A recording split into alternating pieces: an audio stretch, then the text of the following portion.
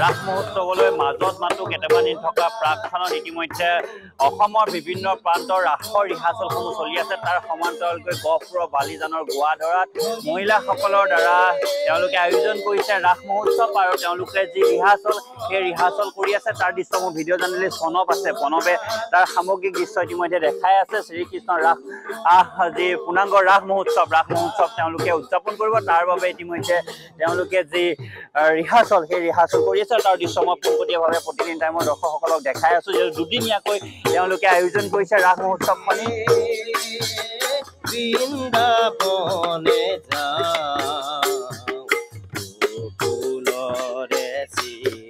কৃষ্ণ নয়ন ভৰিছা হৰি হে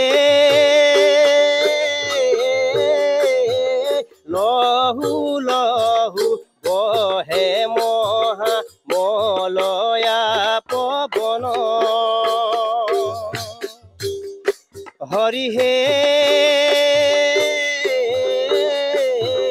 লহু লহু বহে মহা মলয়া পৱন মধুৰ বংশীৰে সুৰে চুম্পিছে।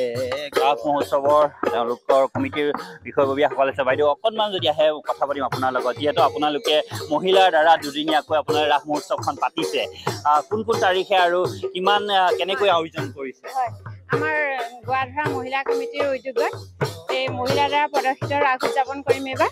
তাৰে মই ৰাস উদযাপন কমিটিৰ সভানেত্ৰী সম্পাদিকা আৰু মানে 13-14 নৱেম্বৰ 13-14 ৰাসখন পাতিম বুলি ভাবিছোঁ।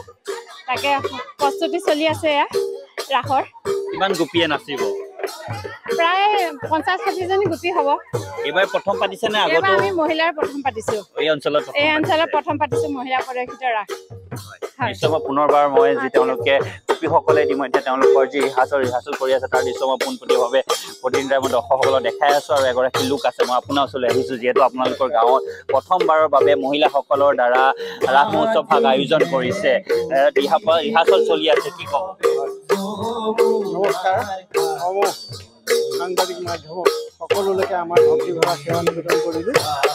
আমাৰ গোৱাধৰা গাঁৱৰ মহিলা সমিতিৰ দ্বাৰা এইবাৰ প্ৰথমবাৰৰ বাবে পূৰ্ণাংগ মহিলাৰ দ্বাৰাই পূৰ্ণাংগ মহাৰাস ৰাসভাগ উদযাপন কৰাৰ প্ৰয়াস কৰিছে।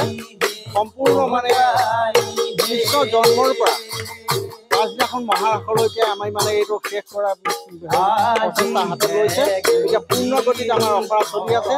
ৰাতি পংখালৈখিনি আমাৰ ৰাতি আৰম্ভ হ'ব আৰু ইয়াতে এতিয়া গোপীসকলৰ মানে যিসকল নৃত্য প্ৰদৰ্শন কৰা আছে সেইসকলৰ হৈছে আৰু এতিয়া আমাৰ লোকবালক আছে, লোকবালকসকলৰ মানে নৃত্য প্ৰদৰ্শন হ'ব। আজি পুৰে নিশা আমাৰ এই অনুষ্ঠান চলি অব্যাহত আছে সুন্দৰভাৱে আৰু সকলো ৰাইজ নৃত্য মনেৰে ওলাই আহিছে। গাঁৱৰ মহিলাসকলৰ দ্বাৰাই হ'ব নে বাহিৰৰ? নাই, আমাৰ গাঁৱৰ সকলো মহিলাৰ দ্বাৰাই সম্পূৰ্ণ এই ৰাসভাগ আয়োজিত কৰা হৈছে।